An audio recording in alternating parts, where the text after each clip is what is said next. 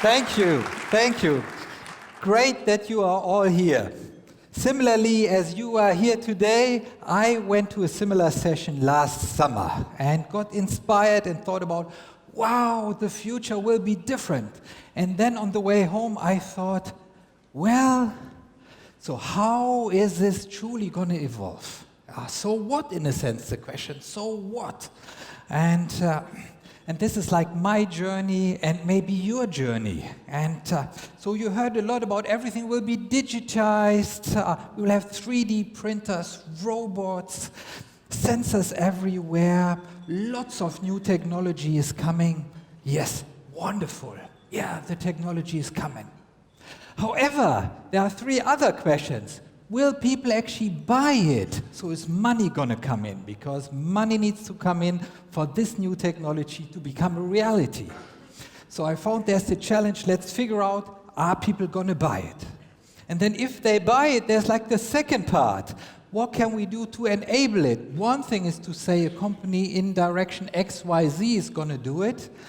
Or we here as the audience are going to make it happen. So as Europeans, how are we going to make this happen in Europe is the second question. And lastly, what is this going to do to people? And how can we help people in this transition? So this is what all this is about. I spoke to my friend Theo at Cognizant. He runs the digital works team at Cognizant. And we said, let's find out if people are actually going to buy it. So who should we ask? That's the question. Who should we ask? And there's like an old wisdom which says, till the age of 16, what you find in technology is all natural. Between the age of 16 and 35, what's coming out, that's new and exciting. And once you have passed the age of 35, all the stuff what's coming new is unnecessary, unnatural. Now I could ask, who is below 16? See, nobody in this audience. And this is a story about figuring out what people are going to buy.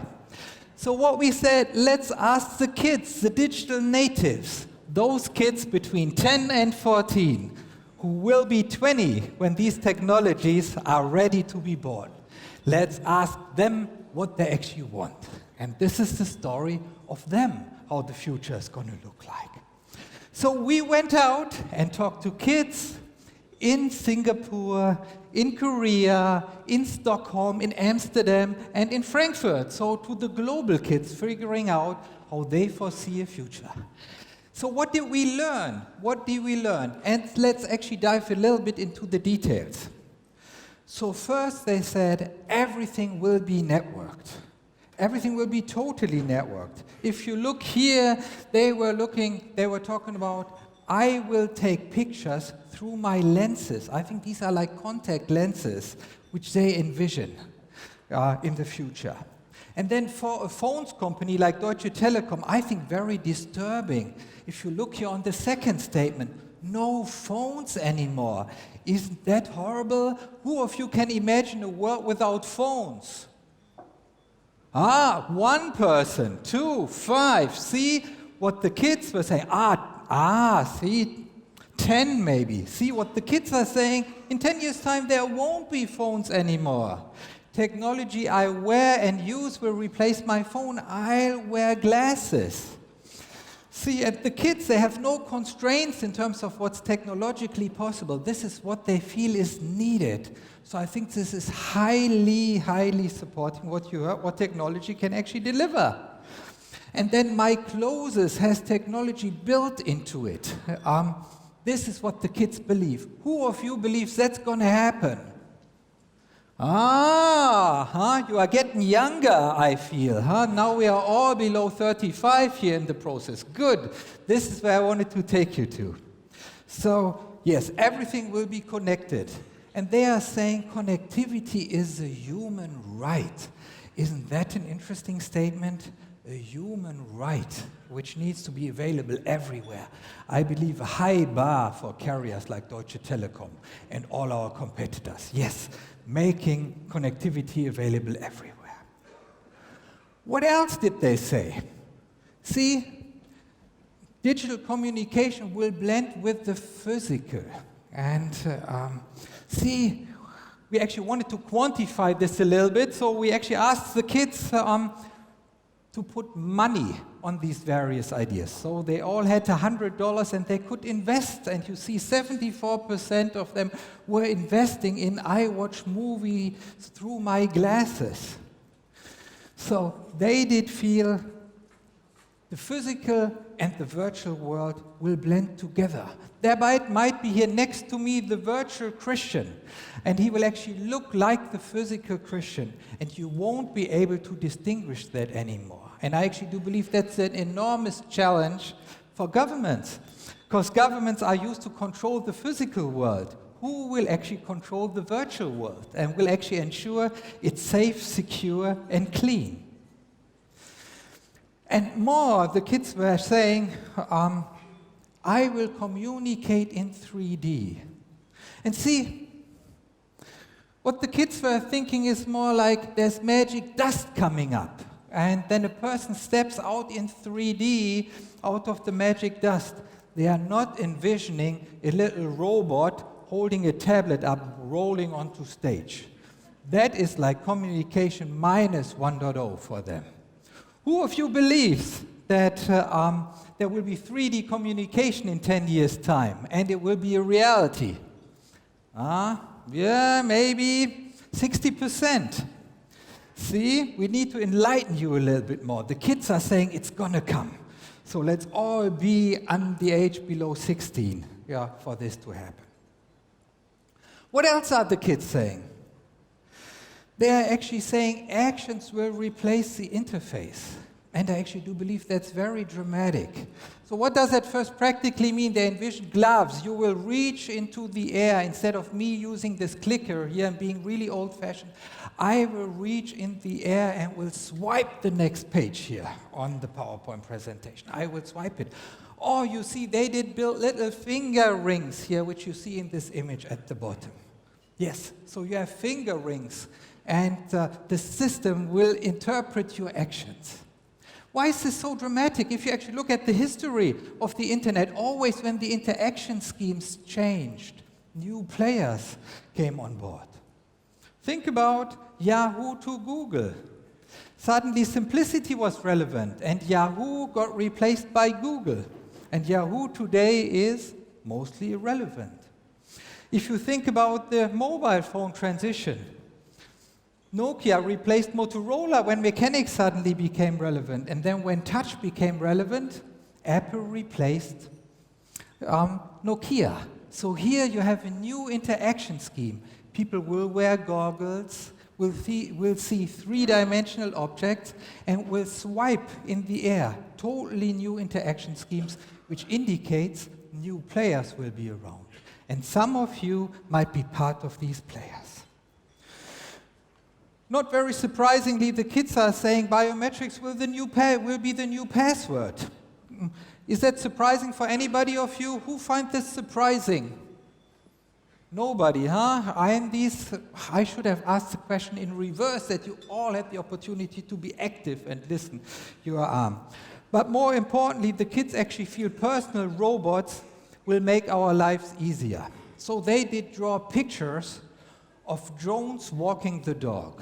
I tell you, I love it. If it's raining outside, my family says, Christian, could you please walk the dog? If it's snowing outside, my family says, Christian, can you please walk the dog? If ice is coming up, down from the ground, my family says, could you please walk the dog? If it's sunny, my family says, Christian, it's 10 p.m., nobody has walked the dog, can you please do it? So obviously the kids envision that robots will make their lives easier. What I did find most surprising is that the kids were actually very concerned with this. They were saying, I'm afraid of the lazy life. Isn't that a statement? They were saying they are afraid that the humans will have a lazy life, and they were saying, I don't know what my purpose in life will be when the robots take on all work. And they didn't know what the answer is. And they would be looking to you in this audience to provide an answer for what's the purpose of life if all the manual work gets done by robots? And they actually don't know. They envision that they all have their personal robot. And what does that mean? It needs to be cost effective. And we are going to cover in a minute more what that actually means. They were saying more, technology will enable new behavior. Some of the kids were talking about that they cannot do Minecraft before they have finished their homework. This was an idea of a child. Imagine that. At our home, it's the opposite. I want to do Minecraft. Who has kids who are crazy about Minecraft? See, you all see this. The kids actually feel this is dangerous. This shows how self-aware they are. So they want that technology does not allow them to play Minecraft before they have done their homework. Isn't that amazing? Who finds that amazing? Great. So our environments will become more intelligent. My device takes care of me. My devices talk to me. They envision that you can go to your heater at your home, and your heater at your home tells you it needs new water, for example. Or the fish tank will talk to you and says, now it's time to feed the fish. And they want all this to be enabled. And they see this not only at their home, they actually see this even wider. They see this in the city. They see that the city ensures a bus comes when they need a bus. They envision that the train station tells them where to stand at the train station to get an empty seat. And last but not least, they have a completely different view on privacy and information than what we have today. They actually believe they own their data. See, what does that mean, they own their data? It means that not Google owns their data or Facebook owns their data. They feel they should own their data. And they explain this surfaces in that they use Snapchat, because in Snapchat they control how long somebody can see their data. So they envision in this new world, they can say, my insurance sees this part of my data, and my dad sees none of my data, and so on. And this is here kind of like envisioned in this little build-up what they did. There's the city view of their data and their personal view. And their personal view of their data is way richer than what the public can see. So what all this leads to is, yes, people are going to buy this. People are going to buy this, which is important for new technology to come. Lots of companies have been around who try to push new technology which nobody wanted to buy.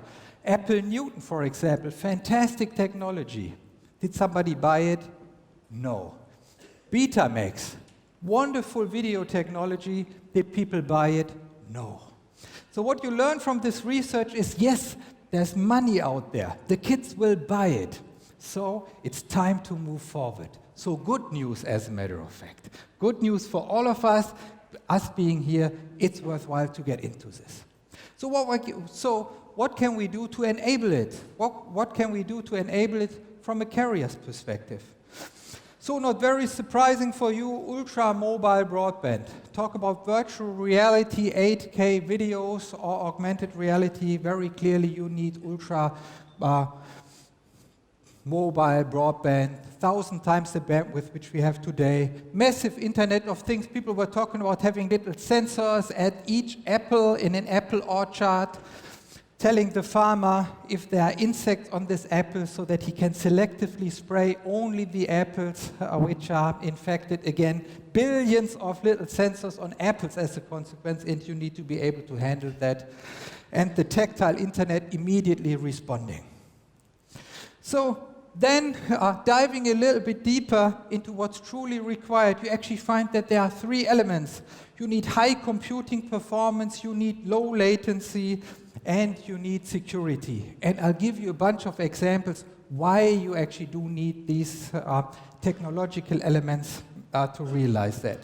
As a first example, let's take an emergency help drone. So this drone, if you have an accident, flies to you, identifies you, has bandages being built in, some video connection, as we heard, to a doctor. How is this going to work? You don't want to have all the compute power for the navigation, the medical diagnosis in this drone. No. You actually want to have this centrally in the network and not in this drone. Why?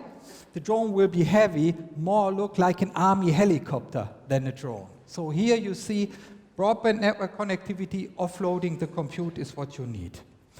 Another example is personal robotics. You have heard a lot about personal robotics. A typical robot today is this size, costs $100,000. Is this going to take off? No way for this price. I'm not going to buy a robot for $100,000, so the robot needs to be cheap. And it's going to be cheap if there's very little compute in this robot. If only mechanics, sensors, and engines or motors are in this robot. So again, you have the same thing. You want to offload the compute from the robot to a data center. So the data center, where does this data center need to be? If you want the robot to pick an apple, if there's half a second latency between the arm of the robot and the data center, the arm of the robot is going to move like this, 21, 21, 21. Is that going to work? Who believes that's going to work? Again, nobody. See? So what you need is low latency compute offload. So to enable this new world, what is actually required is like a 3-tier compute architecture, which I'm going to show you here next. So at the outside, you see the robot arms, the sensors. Then you have this edge cloud computing, which does all the low latency compute and the central compute. And you see the latency needs to be very short, less than 50 milliseconds. And we actually did build, my kids did build a little robot to try this out, and we implemented it then with one of our partners, and you'll see a little video of the impact of latency here.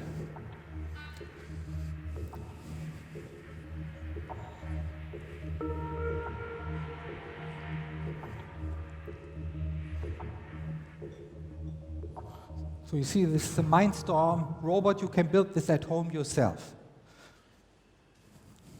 It balances nice with 10 milliseconds latency between the cloud and the robot. 15 milliseconds, it's still balancing nicely. Yeah, build this with your kids. It's a fun project. 20 milliseconds, still doing wonderful. Latency between the cloud and the robot. Let's see how it goes. 30 milliseconds, it gets a bit more shaky, you see. It's kind of getting nervous a little bit. You don't want this if you are in an emergency, that the robot who's supposed to help you is getting nervous. 40 milliseconds. Now it's more focused on balancing than helping you. 45 milliseconds. See, it struggles.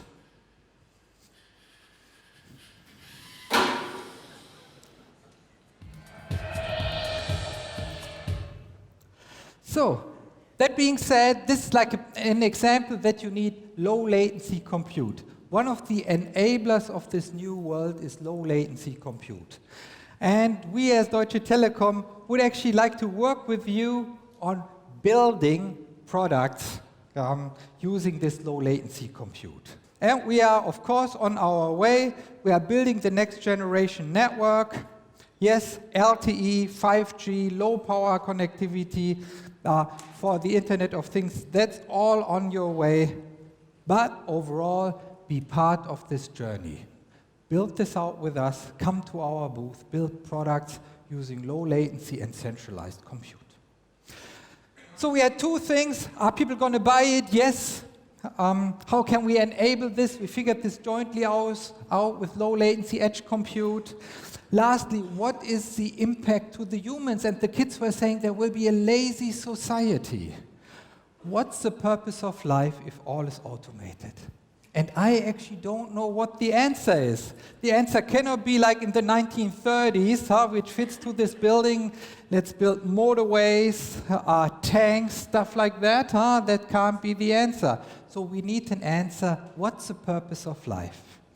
So Please be part of this discussion. I would like to know. This is the hashtag on Twitter. Join the discussion. Let's figure out what's the purpose of life for all the people once all this has become reality. Thank you.